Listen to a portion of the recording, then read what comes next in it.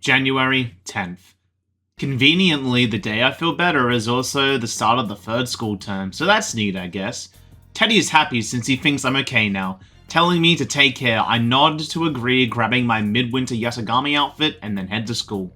While I was heading to school, Yosuke says good morning to me, asking if I'm feeling better. He freaked out when Teddy told him how bad it was. I was kinda groaning that morning when he went to see me too. Well, even if we didn't plan it, he's glad Teddy was there with me. He put everything he had into taking care of you. He did a pretty good job, all things considered. As I tell Yosuke that I'm sorry if I worried him, he tells me to not sweat it. You're all better now. But about that ski trip, we decided to hold off until another holiday. He'll set some of his New Year's money aside, so let's make our plans then. There is that block of holidays in February. He thinks that might be the time to do it. Sounds good to me as we head to school. And during class, I got another question right, but not like I needed the social stats boost anymore. As with that, school was over, and I spent the afternoon with Naoto. We went to the shopping district. I came with Naoto to search for the Phantom Thief. Based on the information that she has gathered on him, she tells me that she's learnt that in the recent days, a suspicious man has been spotted around the shopping district. He isn't a local, and his appearance doesn't mark him as a tourist or a shopper. She talked to the owner of Shiroku's store, and she said that she saw the man only a few hours ago. She confirms it was the same man who bought the card. If that's true, then he's likely looking for his next hiding place for one of those stolen items. We may be able to catch him in the act. I admit that I feel kinda sad that the case is close to its conclusion. Naoto responds, "You too? The detective she dreamed of becoming as a child. She feels like that's what she is now." A wry smile appears on her face. She then thinks if her deductions are correct, there are two things remaining that the Phantom Thief has stolen. And if so, she's quite certain that he's going to hide that one. Perhaps he is. She's quiet and asks me, where could he hide something unnoticed? I have an idea, and she does too, saying, "Let's go, senpai." It seems we both had the same idea as we head to the shrine. Sure enough, there's a man in a black suit, shocking Naoto, saying, You're... He turns around, shocked, brandishing a knife. My leader instincts kicked in, as my only thought was to protect Naoto. So shocking her, telling me that there's no need for alarm, that knife is just a toy. That surprised me as the man dropped the knife and ran away. Naoto inspects the knife and says that she knew it. It's another one of the 7 tools that she made. This is a knife-sized radio. As she said, it's just a toy. She tells me bluntly that she considers me a friend as well, so please, don't do these rash things any longer. She glared at me firmly. Sorry, Naoto.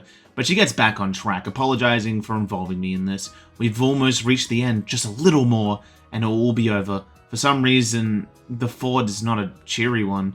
She never had a case like this before. She smiles helplessly as our bond deepens. She tells me that she's going home now. She has research to do, but I needn't worry about the Phantom Thief case any longer. She'll explain later once everything's calmed down. As I watched Naoto run off, I went home by myself. And during the night, something interesting happened. Teddy voiced his interest in gardening. However, what he found in the patch wasn't plants, but it was in fact insects, which is a way I can get those pesky little bugs. Now, but at the same time, I don't plan on fishing, so there's no point of me doing that. But I hope you got what you wanted, Teddy. But regardless of all that, I ended the night with what will likely be the last time I'll meet Shu. We sit down, and he thanks me for what I did last time. His suspension wasn't very long. Having everyone staring at him hurt though. It's his own fault, he needs to change. His face looks hopeful. He tells me that his mum bought him a cake for his birthday. She said, "I lost my temper and said terrible things to you, but I didn't mean any of it. I'll always be proud of you, dear." That's what she said. He also told her why he cheated, about what he was thinking about the transfer student, about not wanting her to hate him. Then she said, "Let's start over. Let's start over as a family." He always thought family was something that is already there, that it's something finished. But it looked like he can try and start over again. He wasn't paying attention to Mum his whole time. He thought that if he wasn't the best, she'd look down on him. Because of that, he must have thought that he needed to be number one in order to be loved. But that wasn't true. It didn't matter. She loved him this whole time. He held back his tears and says he wants to thank me, and my friends too. Thank you for recognizing me. He wouldn't have been able to talk to his mum if I hadn't. Shu really has changed. As I tell him I am proud of him, he thanks me for the kind words, smiling as he stands up and says, about this. He handed me test results, telling me that he got this for getting the best score in a mock exam a while ago. He thought that this was his only bond with his mother, but it wasn't something he can see, so please take it away, until he can laugh at how he thought about himself. He cheated on a test. He got suspended. His permanent record must be a wreck. He's gone right off the rails, leading into a good college and a good company. But he can see now that he doesn't have to be on that straight and narrow path. If he stayed on that rail, not thinking, not seeing anything except what was right in front of him, his life would have been empty. He's going to think about his life, then set his own path. He feels like his life is just beginning. Not because he's young, but because he just realized that. He laughs embarrassed. Shu has really grown up, especially for a middle schooler. But regardless, our bond has reached its peak. With that, he asks a favor from me. Starting today, he wants to stop. The tutoring, he means. He was thinking of joining a club. The baseball team, in fact.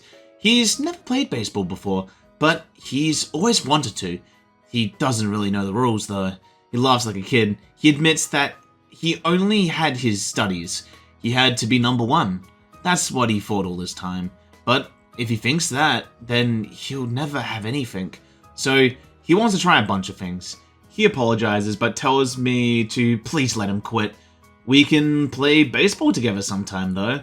Sounds fun. We'll see if we can before I leave, as the rest of the session is just us talking, and I head home 10,000 yen richer.